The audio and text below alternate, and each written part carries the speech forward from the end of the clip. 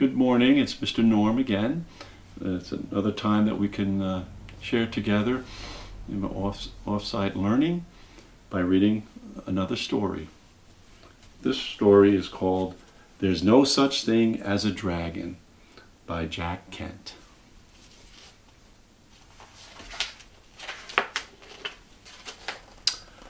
Billy Bixby was rather surprised when he woke up one morning and found a dragon in his room. It was a small dragon about the size of a kitten. The dragon wagged its tail happily when Billy patted its head. Billy went downstairs to tell his mother. "There's no such thing as a dragon," said Billy's mother, and she said it like she meant it. Billy went back to his room and began to dress. The dragon came close to Billy and wagged its tail. But Billy didn't pat it. If there's no such thing as something, it's silly to pat it on the head. Billy washed his face and hands and went down to breakfast. The dragon went along. It was bigger now, almost the size of a dog. Billy sat down at the table. The dragon sat down on the table. This sort of thing was not usually permitted, but there wasn't much Billy's mother could do about it. She had already said there was no such thing as a dragon, and if there's no such thing, you can't tell it to get down off the table. Mother made some pancakes for Billy, but the dragon ate them all. Mother made some more, but the dragon ate those too. Mother kept making pancakes until she ran out of batter. Billy only got one of them, but he said that was all he really wanted anyway.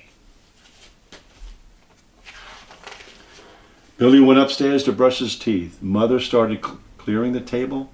The dragon, who was quite as big as Mother, by this time made himself comfortable on the hall rug and went to sleep.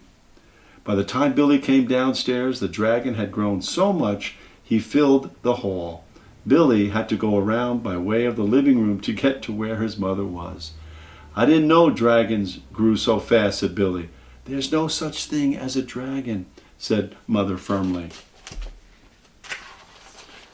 Cleaning the upstairs took Mother all morning.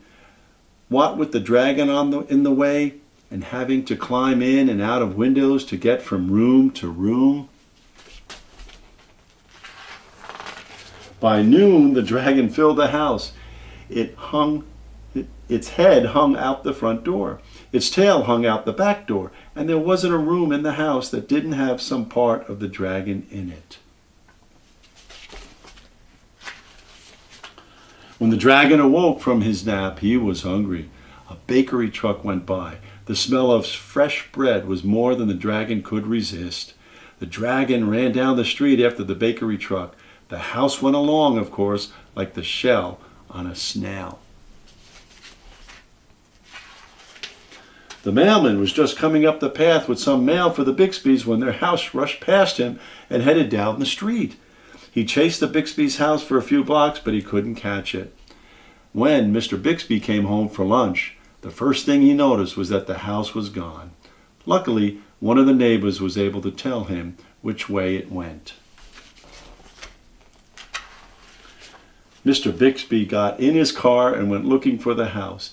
He studied all the houses as he drove along. Finally, he saw one that looked familiar. Billy and Mrs. Bixby were waving from an upstairs room. Mr. Bixby climbed over the dragon's head onto the porch and through the upstairs window. "How did this happen?" Mr. Bixby asked.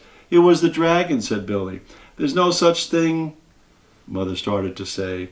"There is a dragon," Billy insisted, "and a very big dragon." And Billy patted the dragon on the head. The dragon wagged its tail happily. Then, even faster than it had grown, the dragon started getting smaller. Soon it was kitten size again. "I don't mind dragons this size," said Mother. "Why did it have to grow so big?" "I'm not sure," said Billy, "but I think it just wanted to be noticed."